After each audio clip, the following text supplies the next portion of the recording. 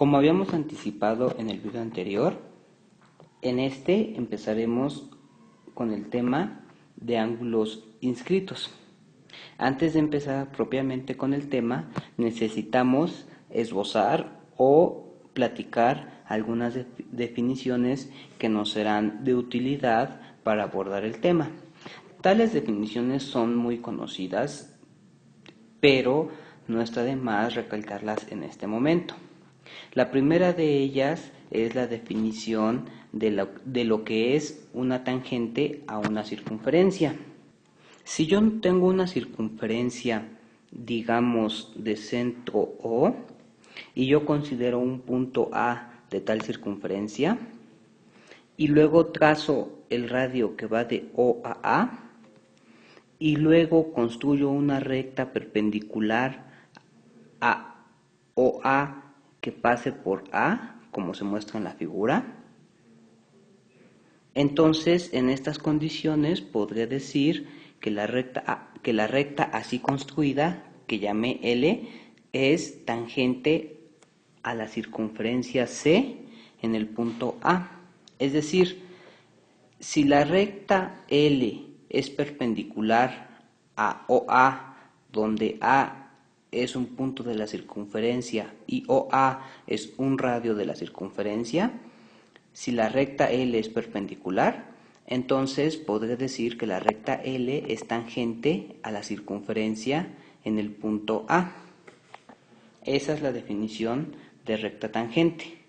La siguiente definición que daremos es la definición de cuerda y de diámetro. La definición de cuerda es muy sencilla. Dada una circunferencia, si tomamos un segmento cuyos extremos sean puntos de la circunferencia, entonces el segmento AB en este caso se llamará cuerda de la circunferencia C.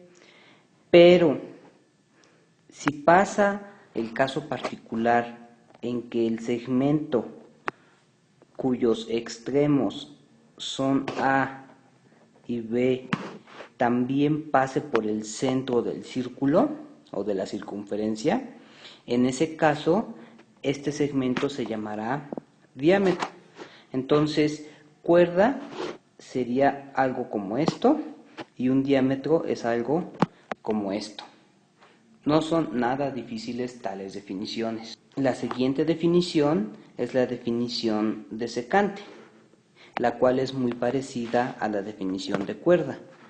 Para definir lo que es una secante, nuevamente necesitamos considerar un círculo. Ahora, si consideramos ya no solo un segmento, como en el caso de la cuerda o del diámetro, sino que consideramos toda la recta, esa recta también va a cortar en dos puntos en general a la circunferencia. Y en este caso, como estamos considerando toda la cuerda, como estamos considerando toda la línea y no solamente un segmento, diremos que esta línea se llama secante y que es secante o cortante, podríamos decir, en los puntos A y B, es decir, la línea corta a la circunferencia en los puntos A y B y por eso se llama secante. Si la línea solamente cortara la circunferencia en un punto, ya no sería secante, sino que sería tangente. Entonces, esta definición también ya queda hecha, ¿no? Una secante es una línea como esta. Una tangente también puede ser una línea como esta que pinté aquí abajo.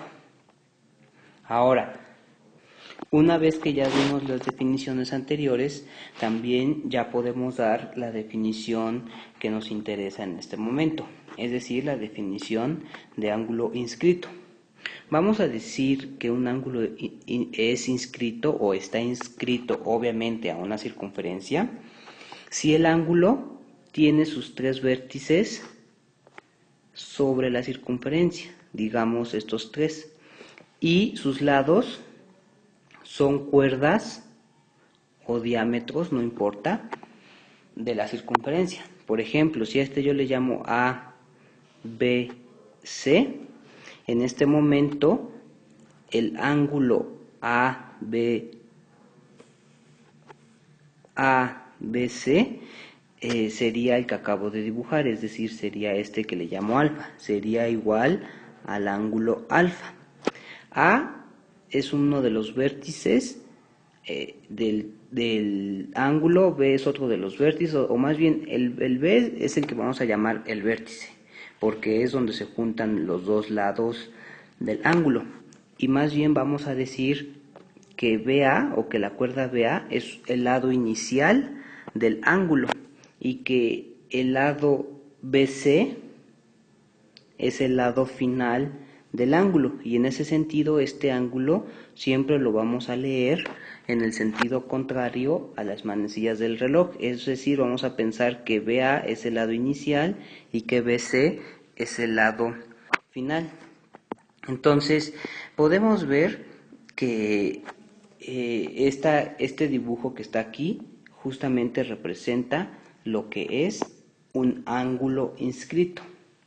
Una vez presentada la definición, podemos establecer o podemos enunciar la siguiente proposición con respecto a los ángulos inscritos. Perdón, antes de empezar con esa proposición, nos falta ver lo que es un ángulo central. Un ángulo central es algo muy parecido a un ángulo inscrito.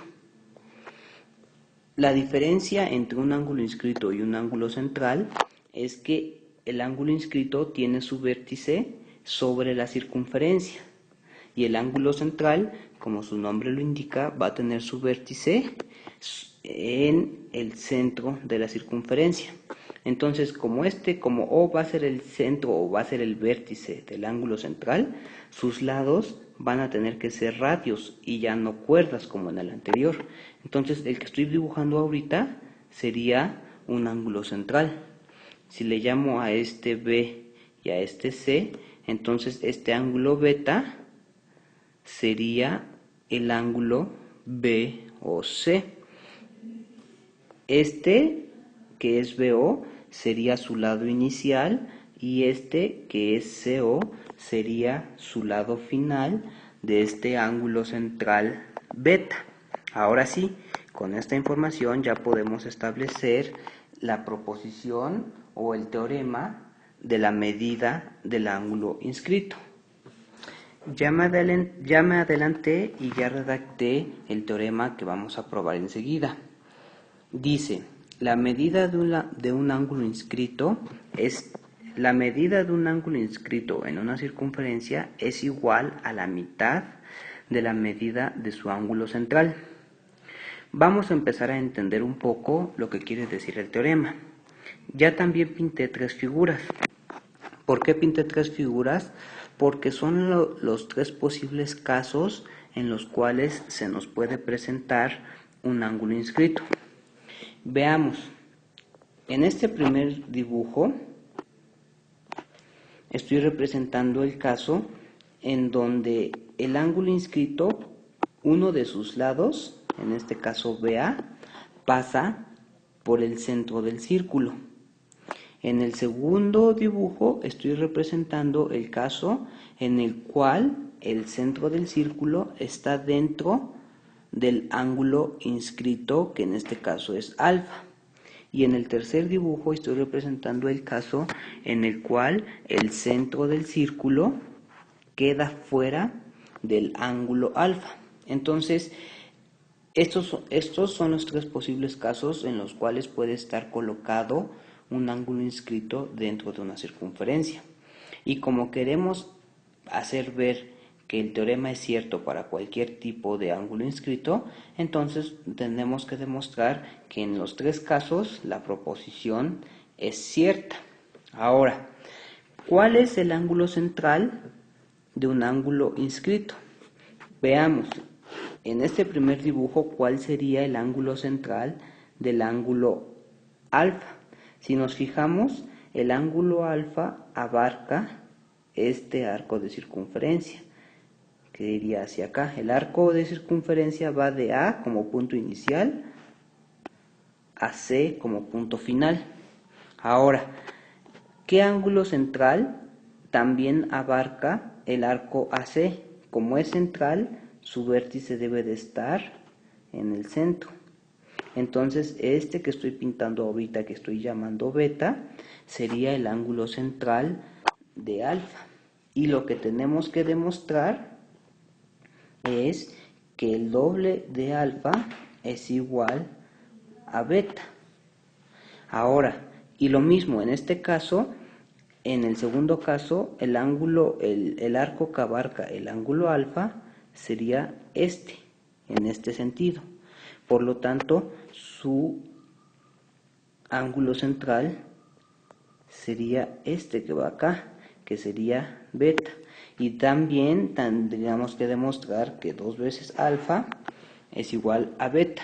Y por último, en este caso, en el tercer caso, el arco que está abarcando el ángulo alfa, pues también es el arco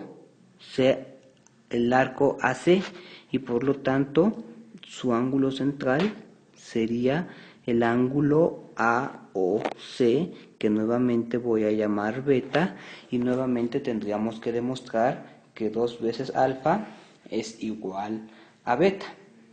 Entonces, empezaremos demostrando el primer caso, es decir, empezaremos demostrando que en una construcción o en una figura como esta, sí se cumple que 2 alfa es igual a beta. Para demostrar este primer caso nos basaremos en la siguiente figura, la cual ya dibujé. Queremos demostrar por demostrar que 2 alfa es igual a beta. Es muy sencillo hacer esta demostración. Si nos fijamos, el triángulo BOC es isósceles, pues este es radio y este también es radio. Eso quiere decir que este ángulo se llama alfa, que el ángulo BOC es alfa. Ahora, si nos fijamos y si nombramos a este ángulo gamma, nosotros sabemos que la medida o la suma de los ángulos interiores de un triángulo vale pi, es decir, podríamos decir en este momento que 2 alfa más gamma es igual a pi.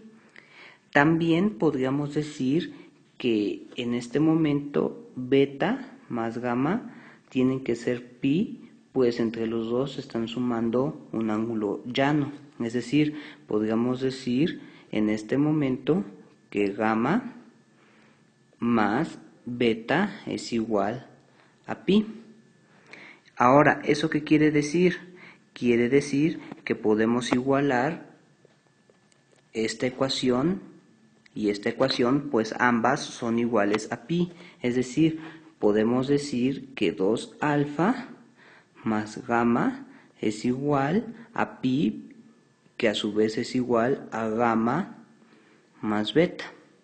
Entonces, como de ambos lados tenemos a gamma, podemos eliminarlo y podemos decir que 2 alfa es igual a beta, que es justo lo que queríamos demostrar. Como ven, la demostración es muy sencilla. Ahora, en este momento le dejaré aquí en este video y en el siguiente video continuaré con el segundo caso de la demostración de este teorema.